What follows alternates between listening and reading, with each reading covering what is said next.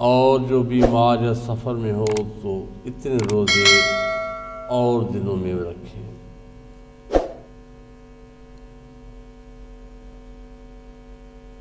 اولا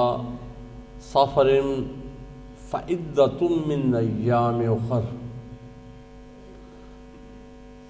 تو وہ روزے بعد میں رکھ لے۔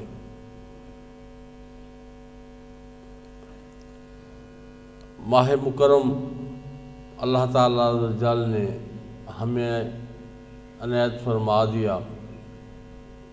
اب وہ خوش قسمت ترین لوگ ہیں جن کو یہ ماہ مکرم ملا اور پھر جو اس کا حق تھا وہ انہوں نے ادا کیا، وہ خوش قسمت لوگ ہیں۔ تو اللہ تعالیٰ عز و جل نے اس رمضان کریم کے بارے میں فرمایا ہے کہ جو اس کو پائے تو وہ اس کے روزے ضرور رکھے، کیونکہ دیکھ لیں ارکان اسلام میں سے یہ ایک رکن ہے، یہ اسلام کا ایک رکن ہے، یہ اسلام کا ایک ستون ہے،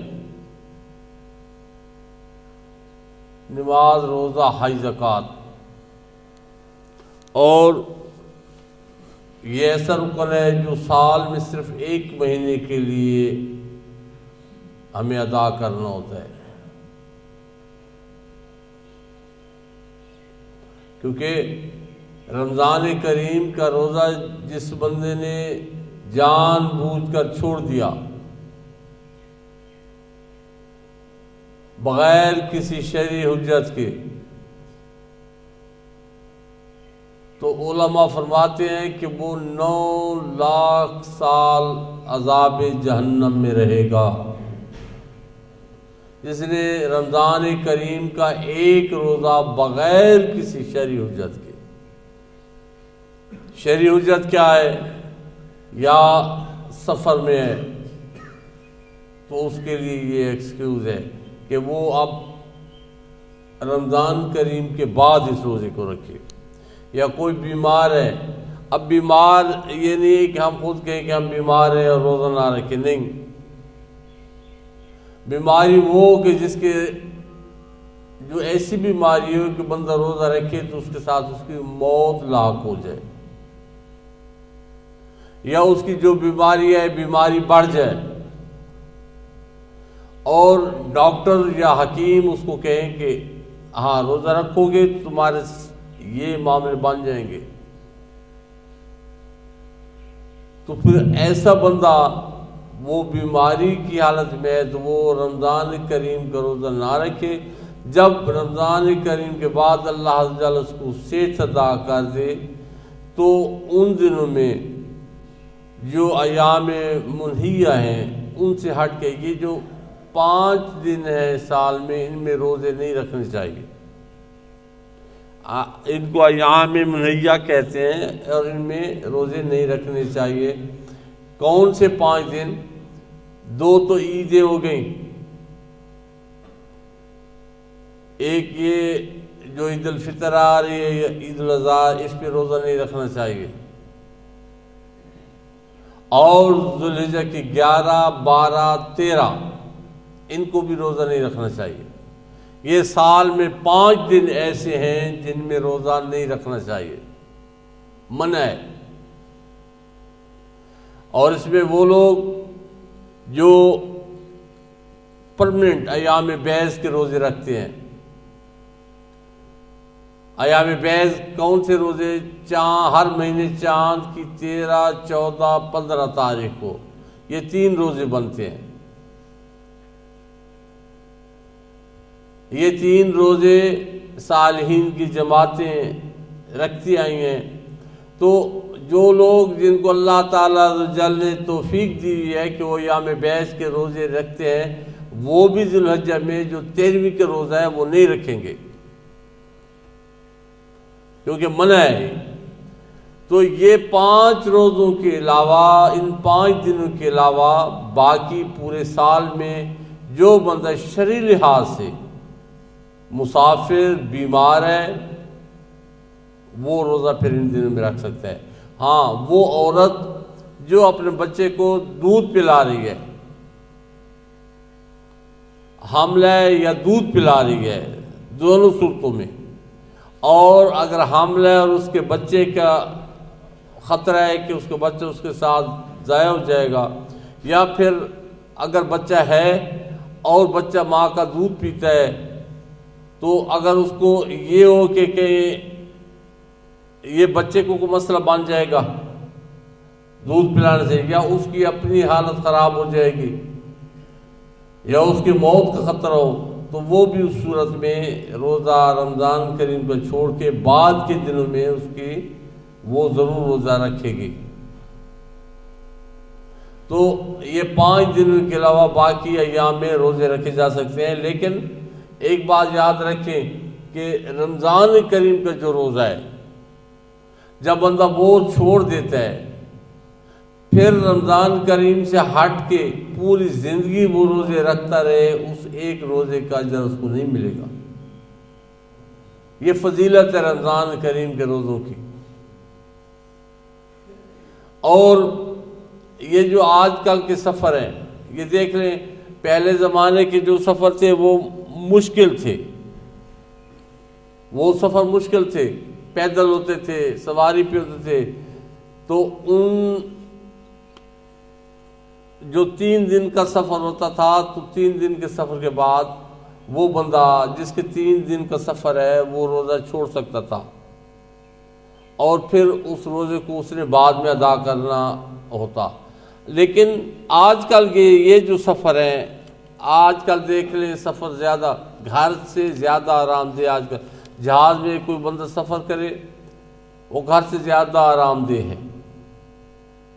ممکن ہے گھر میں کسی کو اے سی کی سہولت نہ ہو، وہاں پہ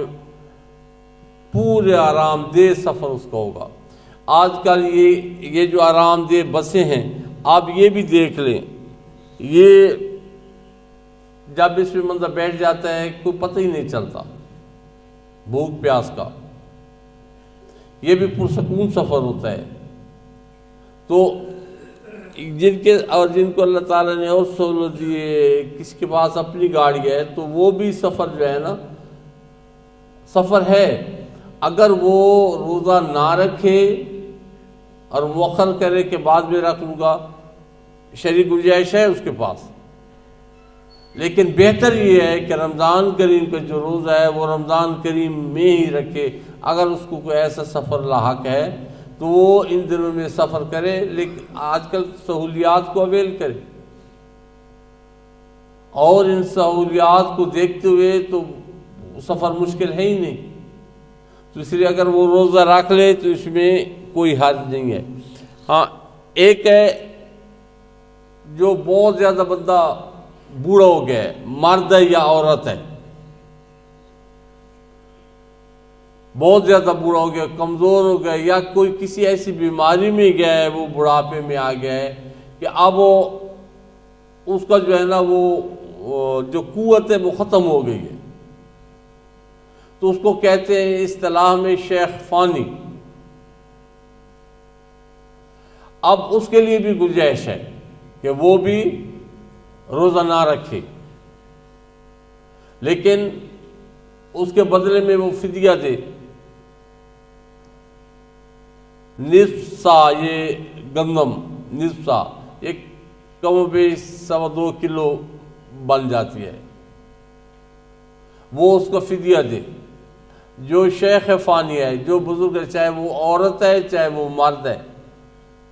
اگر وہ روزہ نہیں رکھ سکتا تو وہ اس کا فدیہ دے۔ لیکن اگر بعد میں اللہ تعالیٰ نے اس کو قوت عطا کر دی، صحت مل گئی، تھا بڑھاپا، صحت بھی مل گئی اور اس کو قوت آ گئی، اب وہ روزہ رکھے۔ جو اس نے دیا ہے فدیہ، بے شک اس نے دیا ہے، وہ اس کا اجر ہے، اس کی طرف سے وہ صدقہ ہو جائے گا، لیکن اب وہ روزہ رکھے۔ یہ نہیں ہے کہ اب اس کو صحت مل گئی ہے تو وہ کہے کہ نہیں بس اب میں اسی کیٹیگری میں ہوں کہ شیخ فانی کی اصطلاح مجھ پہ لاگو ہو گئی تو اب میں روزہ نہیں رکھوں، نہیں، اب وہ روزہ رکھے۔ اور باقی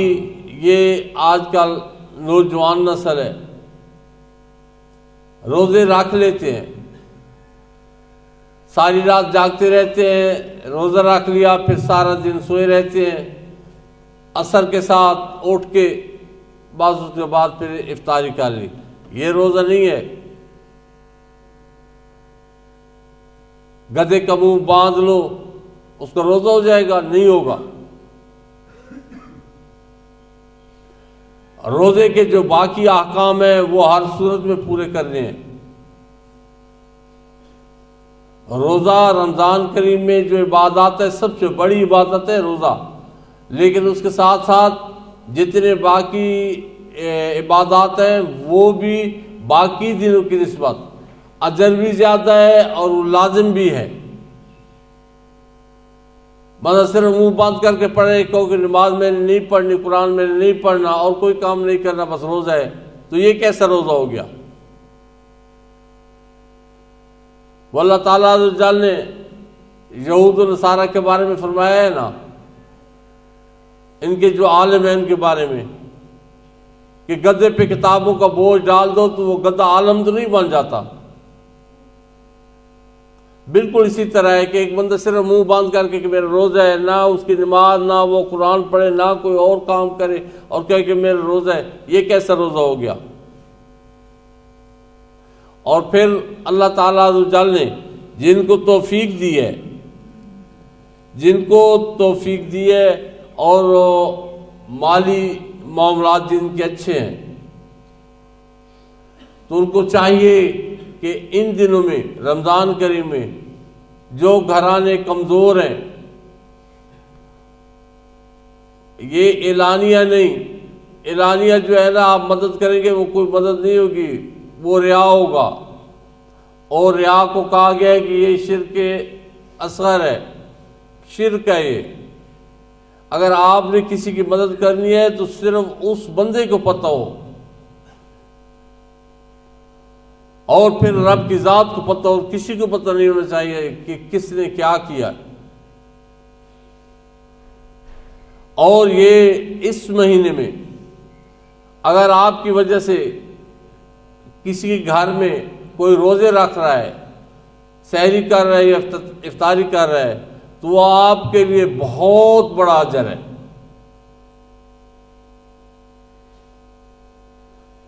تو اللہ تعالیٰ عز و جل ہم سب کو یہ توفیق بھی عطا فرمائے کہ اگر اللہ تعالیٰ نے استطاعت دی ہے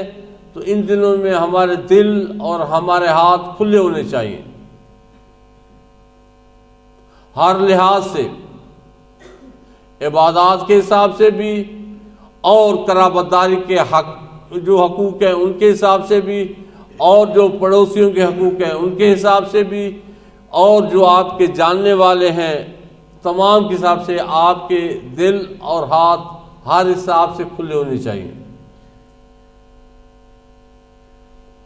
یہ رمضان کریم اللہ تعالیٰ عز و جل نے ہماری زندگیوں میں ہمیں عطا کی ہے، یہ اس نے ہم پہ احسان کیا ہے۔ بعض ایسے بندے تھے جو منتظر تھے رمضان شریف کے کہ ہمیں رمضان شریف بس آئے گا، ہم روزے رکھیں گے، نیکیاں کریں گے، لیکن ان کا وقت پورا ہو گیا، وقت سے پہلے اٹھا لیے گئے۔ تو اس لیے یہ اللہ تعالیٰ نے جو احسان کیا ہے ہم پہ، ہم بھی اپنی طرف سے پوری کوشش کریں۔ ہمارا کام صرف کوشش کرنا ہے،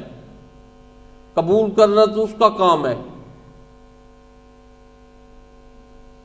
حجت تو کریں، کوشش تو کریں۔ اللہ تعالیٰ عز و جل کے گھر اس مہینے میں رمضان کریم میں تو کم از کم یہ تو آباد کرو،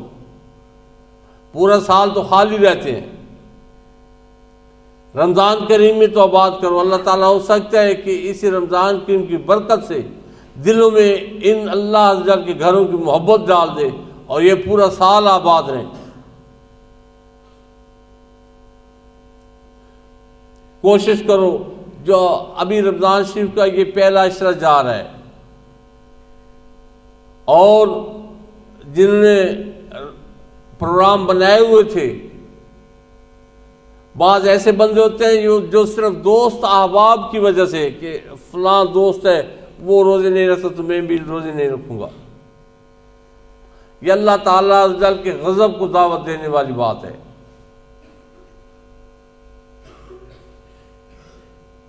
اللہ تعالیٰ نے صحت دی ہے اور صحت دی ہے تو جو اس کے احکام ہیں ان کو ضرور پورا کرنا چاہیے، اور اللہ تعالیٰ ہم سب کو دین متین سمجھنے کی، اس پہ عمل کی توفیق عطا فرمائے۔ وما علینا الا البلاغ المبین۔